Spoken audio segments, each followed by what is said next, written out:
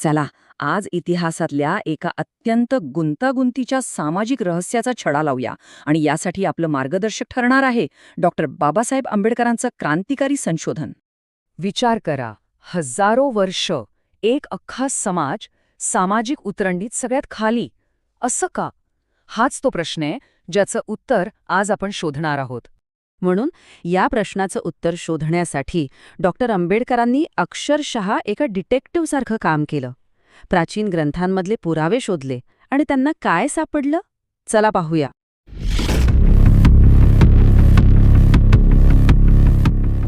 Okay, तर या तपासाची सुरुवात करूया सगळ्यात जास्त ऐकलेल्या थिअरीने, ती म्हणजे दैवी उत्पत्तीची कथा. ही कथा येते ऋग्वेदाच्या प्रसिद्ध पुरुष सूक्तामधून. असं म्हणतात की एका विराट आदी पुरुषाच्या शरीरातूनच, शरीराच्या वेगवेगळ्या भागांमधून 4 वर्ण निर्माण झाले. मुखातून ज्ञानाचे प्रतीक ब्राह्मण, बाहूंमधून शक्तीचे प्रतीक क्षत्रिय, मांड्यांमधून व्यापाराचे प्रतीक वैश्य आणि सगळ्यात शेवटी पायांपासून सेवेसाठी शुद्ध. आता खरी गंमत इथेच आहे. डॉक्टर आंबेडकरांनी ह्या कथेला थेट आवाहन दिलं. ते म्हणाले की हे काही ऐतिहासिक सत्य वगैरे नाही, ही तर एक सोयीस्करपणे रचलेली गोष्ट आहे. कशासाठी? तर मानवाने बनवलेल्या सामाजिक व्यवस्थेला देवाचा शिक्का मिळावा म्हणून. म्हणजे मग कोणी प्रश्नच विचारणार नाही ना. बरं, आधुनिक काळात जेव्हा ही दैवी थिअरी टिकेनाशी झाली तेव्हा तिची जागा एका नवीन वंश आणि रंगावर आधारित सिद्धांताने घेतली. हा सिद्धांत काय सांगतो की कुठून तरी बाहेरून गौरवर्णीय आर्य आले आणि त्यांनी इथल्या मूळच्या कृष्णवर्णीय दासांना हरवलं आणि हेच दास पुढे जाऊन शूद्र बनले. अनेक दशकं इतिहासाच्या पुस्तकांमधून हेच शिकवलं गेलं. पण आंबेडकरांनी हे सगळं पद्धतशीरपणे खोडून काढलं. आणि गंमत म्हणजे त्यांनी यासाठी त्याच वेदांचा आधार घेतला ज्यांच्या नावाखाली हा सिद्धांत मांडला जात होता. त्यांनी दाखवून दिलं की या सिद्धांताला तिथे कोणताही ठोस पुरावाच नाहीये. चला, आंबेडकरांना सापडलेले काही महत्त्वाचे पुरावे बघूया. पहिलं, ऋग्वेदामध्ये आर्य भारताबाहेरून आल्याचा कुठेही स्पष्ट उल्लेख नाही. दुसरं, आर्य हा शब्द वंशवाचक नाहीये, त्याचा अर्थ आहे आदरणीय किंवा श्रेष्ठ. आणि तिसरी महत्त्वाची गोष्ट, दास आणि शूद्र हे शब्द कधीच एकमेकांसाठी वापरलेले नाहीत. उलट वेदांमध्ये तर शक्तिशाली दासराजांचा उल्लेख आहे, ज्यांच्याकडे सैन्य होतं, किल्ले होते, म्हणजे ते गुलाम कसे असू शकतात? अच्छा, म्हणजे आता काय झालं? दैवी उत्पत्तीची कथा एक मिथक ठरली, वांशिक सिद्धांताला पुरावा नाही, मग दोन्ही मुख्य थिअरीज बाद झाल्या. मग प्रश्न तोच राहतो, शूद्र आले कुठून? आणि इथेच या संपूर्ण शोधाला एक जबरदस्त क्रांतिकारक कलाटणी मिळते.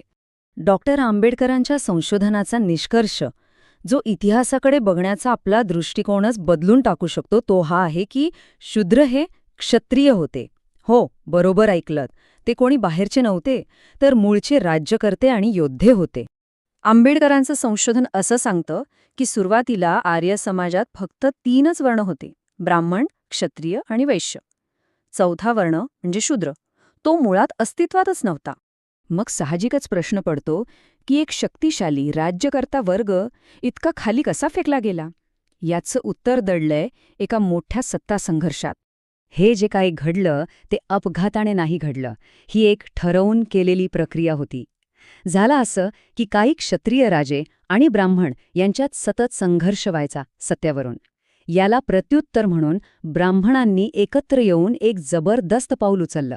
त्यांनी या क्षत्रियांना एका महत्त्वाच्या धार्मिक संस्कारापासून वंचित ठेवलं आणि या एका गोष्टीमुळे त्यांचा सामाजिक दर्जा गेला, शिक्षणाचा अधिकार गेला आणि त्यांना ढकलून देण्यात आलं एका नवीन 4थ्या वर्गात, ज्याला नाव दिलं गेलं शूद्र.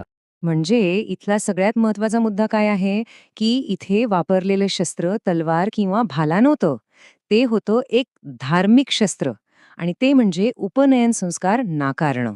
हा संस्कार म्हणजे त्या काळात शिक्षण आणि उच्च सामाजिक दर्जाचं प्रवेशद्वार होतं. तेच नाकारल्यामुळे त्यांचं सामाजिक पतन झालं.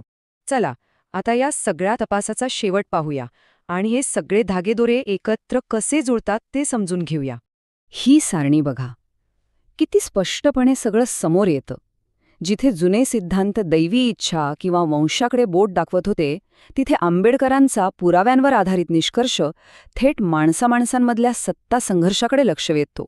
म्हणजेच ह्यातून आपल्याला काय कळतं की शूद्रांची समस्या ही दैवी किंवा वांशिक नव्हती, तर ती एका ठरवून केलेल्या सामाजिक आणि राजकीय संघर्षाचा परिणाम होती, एका मानवनिर्मित संघर्षाचा भीषण परिणाम.